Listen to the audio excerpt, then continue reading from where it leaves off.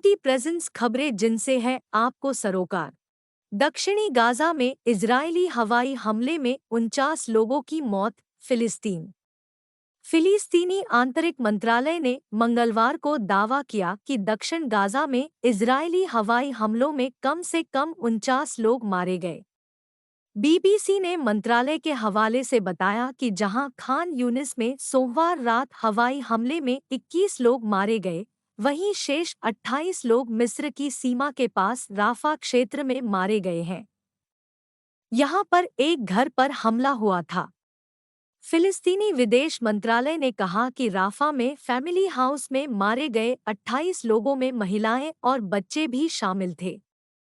हमलों के संबंध में इजरायल रक्षा बलों के प्रवक्ता लेफ्टिनेंट कर्नल जोनाथन कॉनरिकस ने मंगलवार सुबह CNN को बताया, उन्हें विशेष रूप से उन क्षेत्रों में किसी भी हमले की जानकारी नहीं थी। कॉनरिकस ने कहा, युद्ध अभियान जारी है। हम हमास के गुर्गों की सैन्य क्षमताओं को कमजोर करने के प्रयास के लिए उनकी तलाश जारी रखे हुए हैं। गाजा में 200 से 250 इजरायली बंदी। हमास आतंकवादी समूह की सशस्त्र शाखा अलक्सम ब्रिगेड ने कहा कि गाजा में 200 से 250 इजरायली बंधक हैं, जिन्हें 7 अक्टूबर के हमले के बाद पकड़ लिया गया था।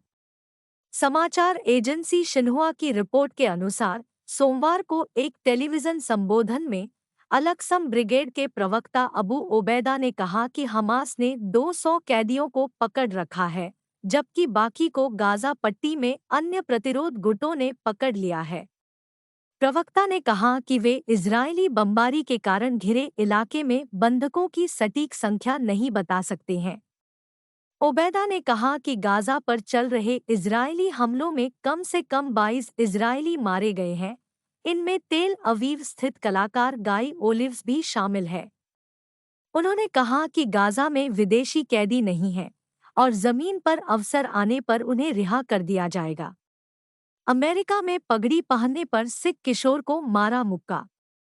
न्यूयॉर्क शहर में मेट्रोपॉलिटन ट्रांसपोर्टेशन अथॉरिटी MTA की बस में नस्लीय हमले में एक व्यक्ति ने 19 वर्षीय सिख किशोर को मुक्का मारा और उसकी पगड़ी उतारने का प्रयास किया। ABC 7 समाचार चैनल की रिपोर्ट के अनुसार पुलिस ने कहा कि दोनों व्यक्ति रविवार सुबह रिचमंड हिल में 118वीं स्ट्रीट और लिबर्टी एवेन्यू के पास एक शटल बस में सवार थे, जब आरोपी किशोर के पास आया।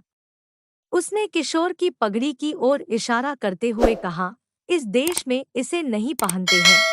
उसके बाद उसने किशोर के कई बार मुक्का मारा और उसकी पगड़ी हटाने की कोशिश की।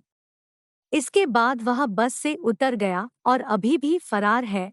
न्यूयॉर्क सिटी पुलिस विभाग NYPD ने कहा, जनता से आरोपी को पकड़ने में मदद करने का आग्रह किया है।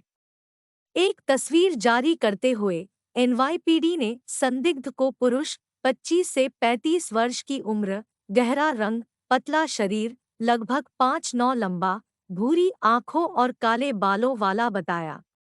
इस घटना की निंदा करते हुए अमेरिका स्थित एक सिख संगठन ने एक्स पर कहा कि वह एक नफरत से प्रेरित हमले से बहुत परेशान है।